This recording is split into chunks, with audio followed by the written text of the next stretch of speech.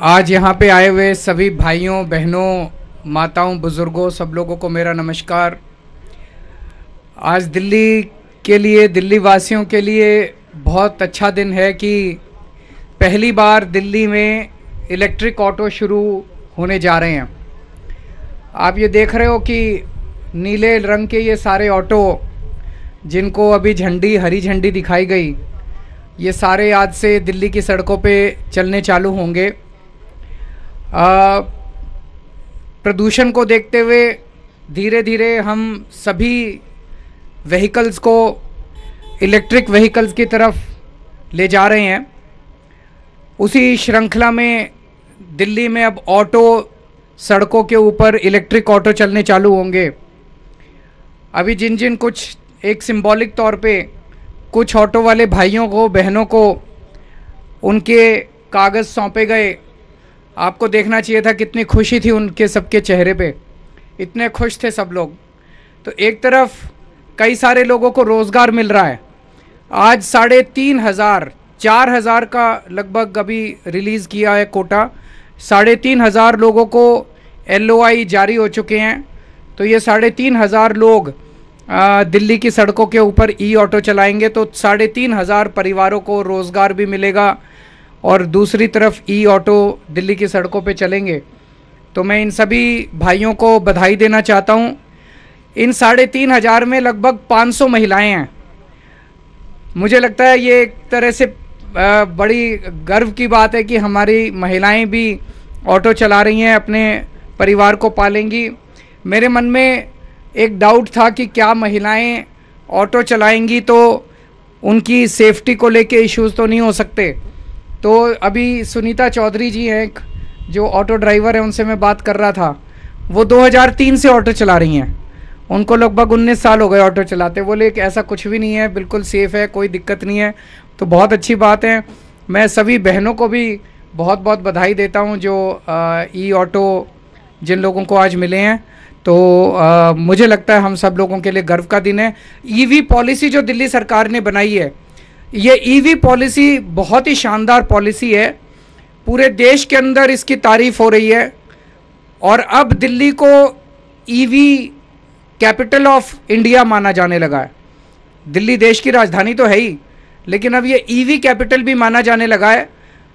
और हमें ये लगता था कि लोगों को थोड़ा टाइम लगेगा। हम कहेंगे भाई लोगों को, भाई अगर नई गाड़ी खरीदनी है, नया कुछ खरीदना है तो इलेक्ट्रिक व्हीकल खरीदो। लेकिन जितनी तेज़ी से लोगों ने दिल्ली के अंदर इलेक्ट्रिक व्हीकल खरीदने चालू किए, उससे हमें भी आश्चर्य होने लगा है।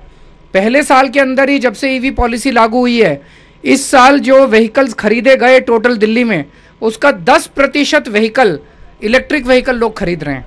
तो लोगों के अंदर भी इलेक्ट्रिक व्हीकल को लेके काफ़ी उत्साह है। इसका मतलब जो हमने EV पॉलिसी लागू की है वो सही पॉलिसी है, वो लागू हो रही है, उसको लेके लोगों के अंदर उत्साह है। तो EV पॉलिसी भी बड़ी अच्छी है और पूरे देश के अंदर अब जगह जगह दिल्ली की तर्ज के ऊपर EV पॉलिसी लागू की जा रही है। अगर मीडिया के साथियों के कोई एक दो प्रश्न है तो आप पूछ सकते हैं।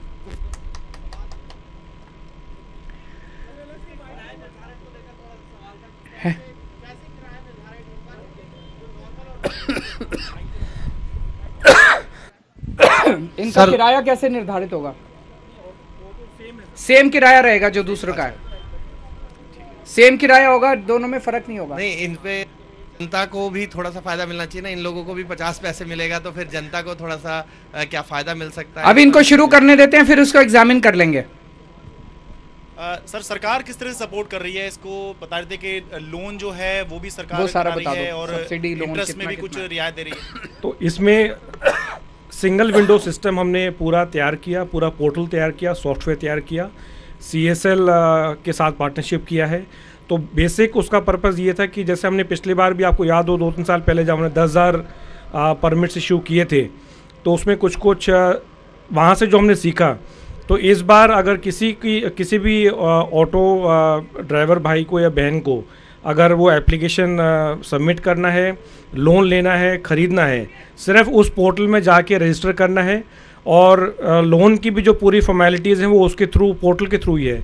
तो बेसिक पर्पज़ ये था दिल्ली सरकार का, क्योंकि माननीय सीएम साहब का हमेशा ये एक ही बात कही है उन्होंने हमेशा, कि जो भी आप करो आम आदमी को नज़र में रख के करें ताकि उसको कहीं भी जाने की आवश्यकता ना हो। सब्सिडी कितनी दे रहे, वो सब्सिडी कितनी दे रहे और इंटरेस्ट में कितना?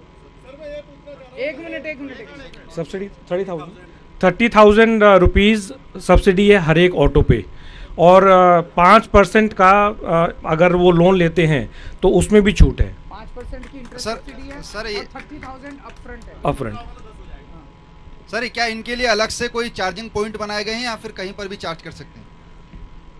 पूरी दिल्ली में अगर आप इलेक्ट्रिक व्हीकल पॉलिसी का भी देखें तो हमारा गोल है कि 3 किलोमीटर के रेडियस में एक चार्जिंग पॉइंट ज़रूर मिले। इसमें हमने डिस्कॉम्स के साथ भी पार्टनरशिप किया है।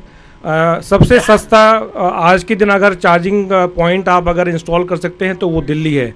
मात्र 2,000 रुपये दे के आप वो चार्जिंग पॉइंट चार्जर लगा सकते हैं। 6,000 रुपये की सब्सिडी पहले 30,000 रिक्वेस्ट पे वो दिल्ली सरकार दे रही है, तो उसके हिसाब से अगर पूरे देश में सबसे सस्ता आज के दिन अगर चार्जर आप लगा सकते हैं, इंस्टॉल कर सकते हैं, तो वो दिल्ली है।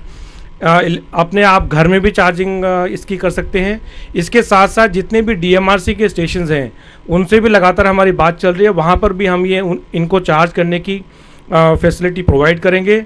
दिल्ली सरकार का जो हमने टेंडर किया था 300 इलेक्ट्रिक चार्जिंग स्टेशंस का, वो भी हमारा कामयाब हो गया है। उसका भी काम बहुत जल्दी चालू हो जाएगा। आज की डेट में ये हाँ सर, आज के दिन सर ये आप किसी भी चार्जर पे घर पे भी आप चार्जिंग इसकी कर सकते हैं। भी कर सकते हो। महिलाएं भी इसमें हैं काफ़ी, आपने बताया महिलाएं ड्राइवर्स भी होंगे, तो क्या ट्रेनिंग भी दी गई है क्या इन ड्राइवर्स को, और कितना बड़ी ये उपलब्धि है? देखिए, ऑटो तो महिलाएं काफ़ी टाइम से चला रही हैं। कुछ महिलाएं जो टैक्सी चला रही थी, उनकी भी जब इन्होंने देखा कि हम परमिट्स दे रहे हैं इलेक्ट्रिक ऑटोज़ के, तो उनकी भी काफ़ी रुचि उसमें दिखाई दी, तो वो भी उसमें शिफ्ट किए हैं। बड़ी अच्छा आइडिया, इसको सोच सकते हैं जी कि इनको ट्रेनिंग दी जा सकती है। वो तो सभी जितने भी हमारे पब्लिक ट्रांसपोर्ट व्हीकल्स हैं उसमें GPS मैंडेटरी है, है। और हमारे जो कमांड सेंटर है यूनिफाइड, वहाँ से हम इनको मॉनिटर भी कर सकते हैं। आपने जो ये कहा अभी, मैं ये भी सर बताना चाहूँगा कि महिलाओं को सर बढ़ावा देने के लिए, ताकि वो उनको रोज़गार मिले सर, उसमें हमने कमर्शियल व्हीकल चलाने के लिए जो महिलाओं को मोटर व्हीकल लाइसेंस लेना पड़ता था, उसकी जो फ़ीस है लगभग 15,000 रुपये की फ़ीस, जहाँ से भी अगर वो ट्रेनिंग लेती हैं वो भी हमने माफ़ कर दिया, और उसकी वो फ़ीस जो है वो दिल्ली सरकार आगे से दिया करेगी। फिर दोबारा महिलाओं को बढ़ावा देने के लिए अगर आप DTC या क्लस्टर की बस अगर चलाना चाहते थे तो पहले उसमें 3 साल का एक्सपीरियंस मांगते थे। वो 3 साल का एक्सपीरियंस भी हमने हटा दिया है। अब सिर्फ 1 महीने का, जिस भी महिला के पास अगर हैवी लाइसेंस है, वो 1 महीने की ट्रेनिंग करके, दिल्ली सरकार की जो ट्रेनिंग इंस्टीट्यूट है उसमें ट्रेनिंग करके, वो 3 साल उसको वेट करने की ज़रूरत नहीं है। हाइट की जो रिस्ट्रिक्शन थी उसको भी हमने कम कर दिया है। तो हम चाहते हैं कि ज़्यादा से ज़्यादा महिलाएं दिल्ली की सड़कों पे वाहन चलाएं। एक बार स्टेज पे आ जाओ।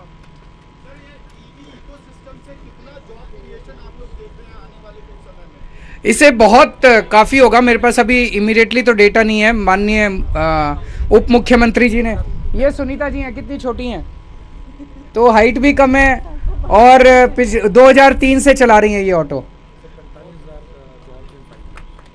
45,000 jobs in 5 years out of only electric vehicle policy. Sir एक सवाल, मेरे को लगता है इससे ज़्यादा ही होगा, बिकॉज एंसिलरी इतने बैटरी के और इसके इतने सारी दुकानें खुलेंगी। एक सवाल इससे अलग है, यहाँ सभी जानना चाह रहे होंगे, कल आपके घर पे हमला हुआ है, तो उस पर क्या कहेंगे सर? देखो, केजरीवाल इम्पोर्टेंट नहीं है। मैं बहुत छोटा आदमी हूँ, इस देश का एक आम नागरिक हूँ, देश के लिए मेरी जान भी हाजिर है। लेकिन मेरे को ये लगता है कि इस तरह की गुंडागर्दी से देश आगे नहीं बढ़ने वाला। हमें अगर देश को आगे ले जाना है, 21वीं सदी का भारत बनाना है, तो प्यार और मोहब्बत से सब लोग मिलके काम करेंगे, तभी देश आगे बढ़ेगा। 75 साल तो खराब कर दिए हमने देश के, गंदी राजनीति करके, आपस में लड़के झगड़ के, मारपीट करके, गुंडागर्दी करके। अब अगर दुनिया की सबसे बड़ी पार्टी और देश की सत्ताधारी पार्टी ऐसे राजधानी के अंदर इस किस्म की गुंडागर्दी करेगी तो युवाओं के अंदर क्या मैसेज जाता है? एक आम युवा क्या सोचेगा? वो सोचेगा यार यही सही होता होगा। ये गंदा संदेश जाता है। इस तरह से देश की तरक्की नहीं होती है। Thank you.